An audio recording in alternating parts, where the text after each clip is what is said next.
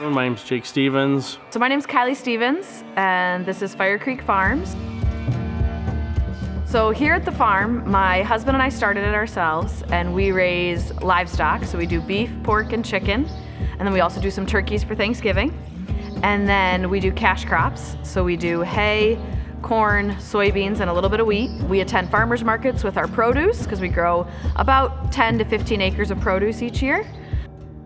I think it's important people know where their food comes from because it's a lot of work. More and more, you read the studies and basically everyone's more disconnected from how their food is raised, where it comes from. People think that when you're at the butcher shop or grocery store that there's a cow in the field maybe out back, or the way things are grown, people don't really know anymore. Traditionally, you used to have either an uncle or a grandpa or your cousin or a father that might still own and operate a farm, but now here in 2023, there's just a very large disconnect. So knowing how much work and how much passion that us farmers have to grow the food safely and the highest quality is really important for the consumer to know.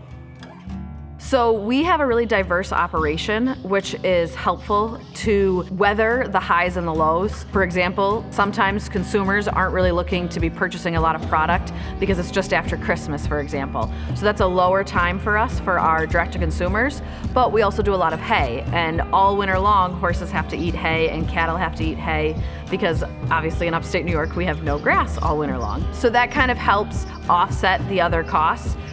People coming out to the farm, I think it's very interesting when they realize how their food's raised and the people behind it. Using social media, it really has given us a way to connect with the consumer, and that just leads into them either coming to the store, finding us in the store, or finding us at farmers market. The technology now that we didn't have years ago has allowed us to really show people how their food's raised.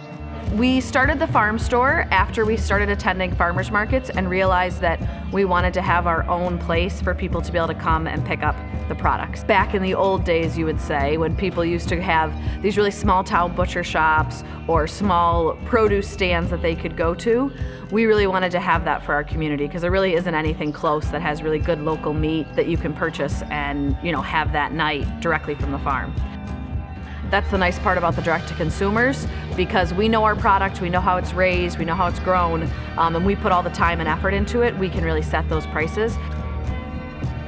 So sustainability to me means being able to take things from the soil but then also bring them back into the soil, and I think that's the most important thing that we look for. So we're kind of working with the soil instead of always every year tearing it up and working against it. We really want to build that soil structure, and also the cattle play a big role in that, and we like to graze them out on some of the cover crops that we have, or when we grow those cover crops, we harvest them and then can feed them to the cattle. I think it brings me a lot of joy knowing that we're able to put food on people's tables, especially for the local community.